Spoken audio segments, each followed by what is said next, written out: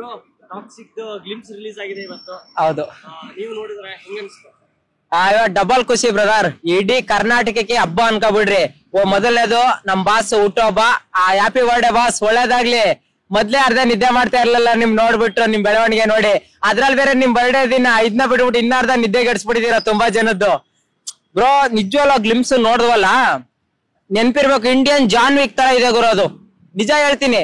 ಏನ್ ಗುರು ಆ ಲುಕ್ಕು, ಆ ಸ್ಟೈಲು, ಅವ್ರ ವಾಕಿಂಗ್ ಸ್ಟೈಲು, ಸಿಗರು ಗುರು.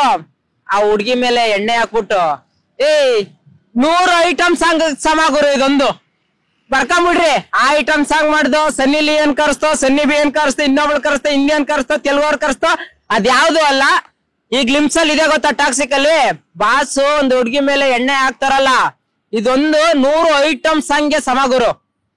ಅರ್ಥ ಮಾಡ್ಕೊಂಬಿಡ್ರಿ ಗುರು.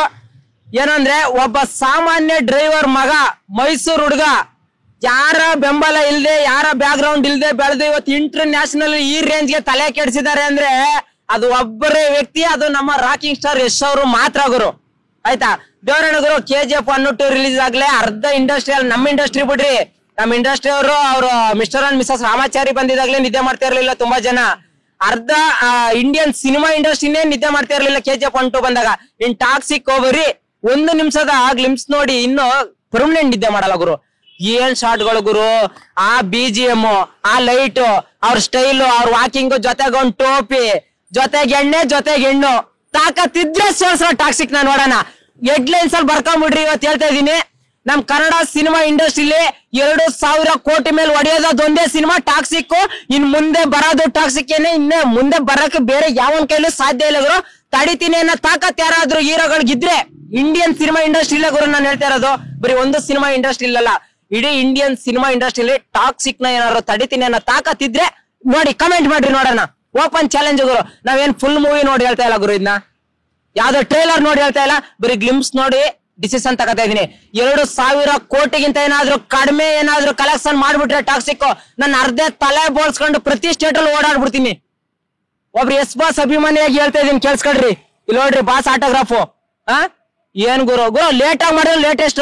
ಕೆಲವೊಂದಷ್ಟು ಜನ ಹೇಳ್ತಾರೆ, ನಮ್ ಕರ್ನಾಟಕದಲ್ಲಿ ಹೇಳ್ತಾರೆ, ಎಸ್ ಅವ್ರ ಏನ್ರಿ ಕನ್ನಡ ಸಿನಿಮಾ ಮಾಡಲ್ಲ, ನಮಗ್ ಸಂಬಂಧಪಟ್ಟ ಸಿನಿಮಾ ಮಾಡಲ್ಲ ಅಂತ. ಗುರು ಆ ಕಾಲ ಹೋಯ್ತು ಗುರು. ಇವಾಗ ಏನೇ ಇದ್ರು ಇಂಟರ್ ನ್ಯಾಷನಲ್ ಕಾಲ. ಯಾರು ಹೇಳಿದ್ರು ಇದು ನ್ಯಾಷನಲ್ ಅಲ್ಲ ಇಂಟರ್ ನ್ಯಾಷನಲ್ ಅಂತ. ಎಸ್ ಬಾಸ್ ಅವ್ರ ಟಾಕ್ಸಿಕ್ ಇಂಟರ್ ನ್ಯಾಷನಲ್ ಅಲ್ಲ, ಪ್ರೋ ಇಂಟರ್ ನ್ಯಾಷನಲ್. ಅರ್ಥ ಮಾಡ್ಕೊಂಡ್ಬಿಡ್ರಿ.